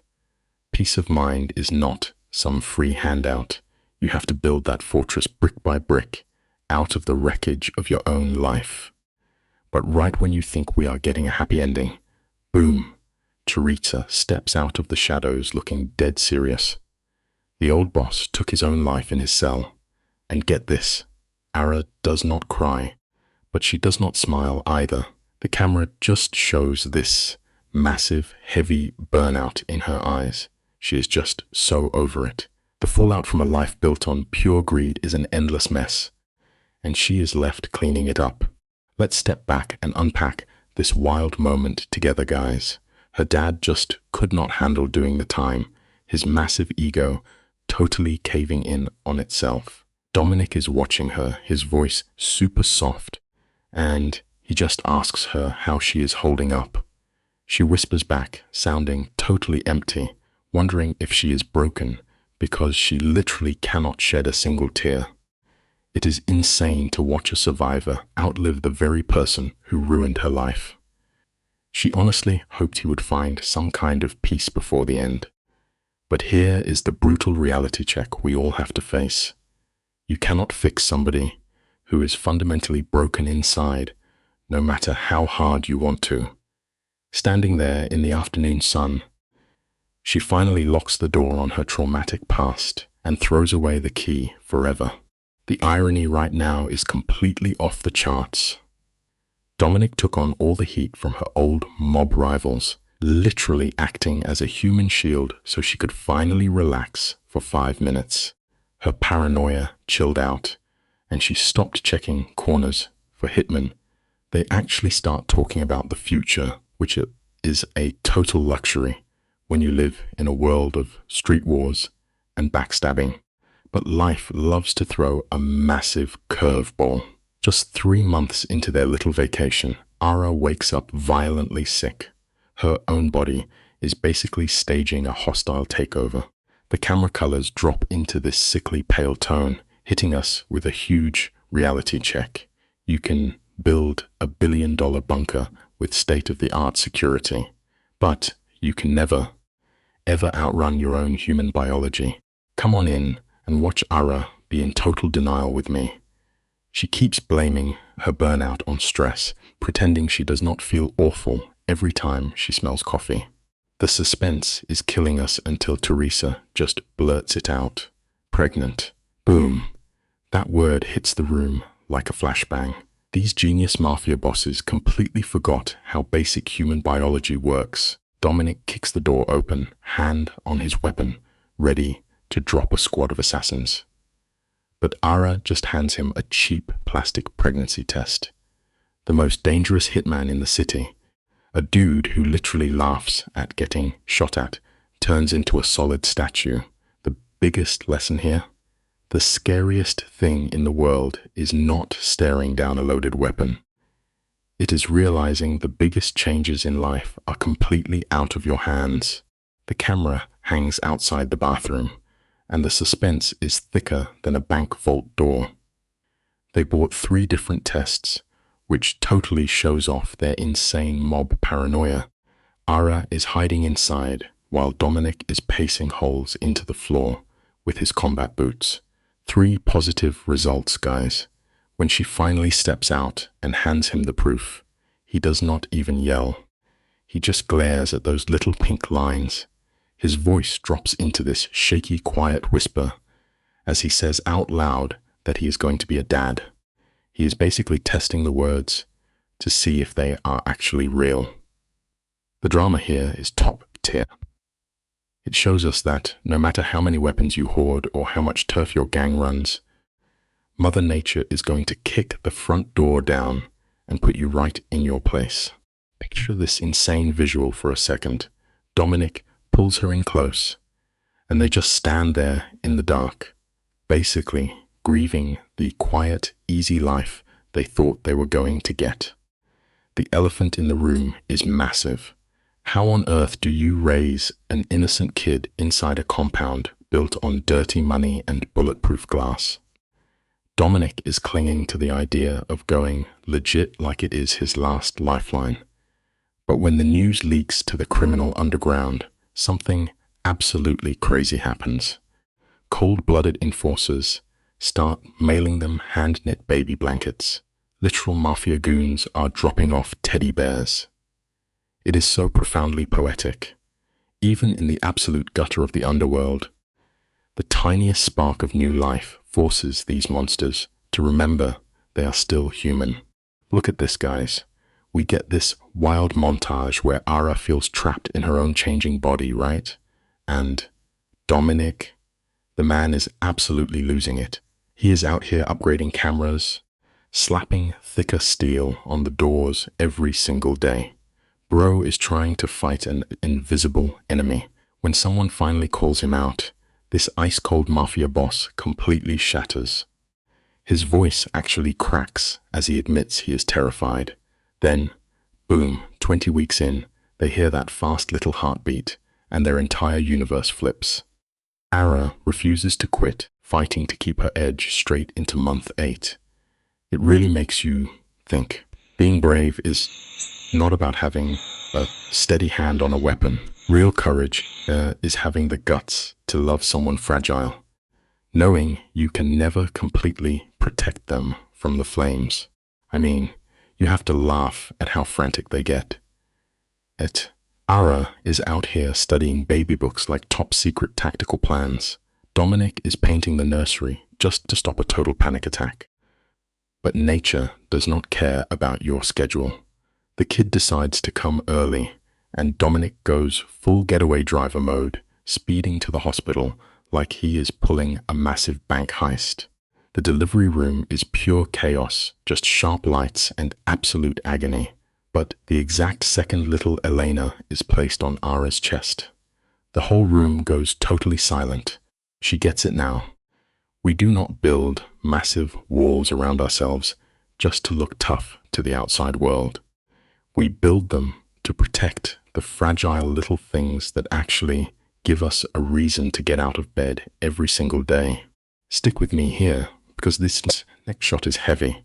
Having a kid is like staring into a brutal mirror, right? It forces you to look at your worst flaws. Ara is holding baby Elena in the dark, and she just totally breaks down, terrified of raising a pure kid in this violent mafia life. Dominic is standing in the doorway, and you can literally see his massive ego completely vanish. The scariest boss in the city, totally humbled by a 7-pound baby.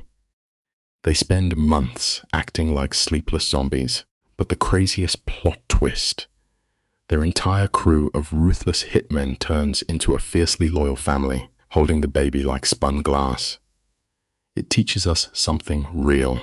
Even the most damaged, dangerous people will completely soften up when you hand them pure innocence to protect.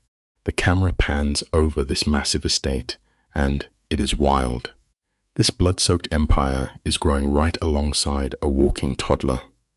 Little Elena is officially on the move, and these hardcore enforcers literally freeze in place to watch her like royalty. Her birthday party is an absolute movie. Corrupt politicians are handing slices of cake to actual assassins, treating this girl like a queen. Ara is chilling in the shadows, watching Dominic balance a cartel and his kid. Right there, it hits her. She was not just running away from a boring life. She was sprinting headfirst into this beautiful mess. It is a true life lesson, honestly. Sometimes the terrifying, broken disaster you stumble into becomes the exact safe haven you spent your whole life searching for.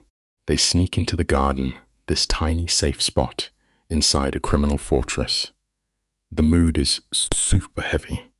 Dominic turns in the moonlight and hits her with the ultimate question. Does she regret ditching her safe, normal life for him? The camera locks onto Ara and she does not even blink. Outsiders would call this a trauma bond, but it goes way deeper. Being the perfect good girl was literally choking her. Jumping into his violent world let her burn her old boring self to the ground. She loves this scary new life because she built it with her own 2 hands. And that brings up a harsh truth. You will never find real peace just quietly playing by society's rules. You only find true freedom when you are brave enough to build your own messy world, meld, and claim it. You and I have to step back and look at how wild her choices actually are. Sitting in the dark with little Elena, Ara is processing her chaotic timeline.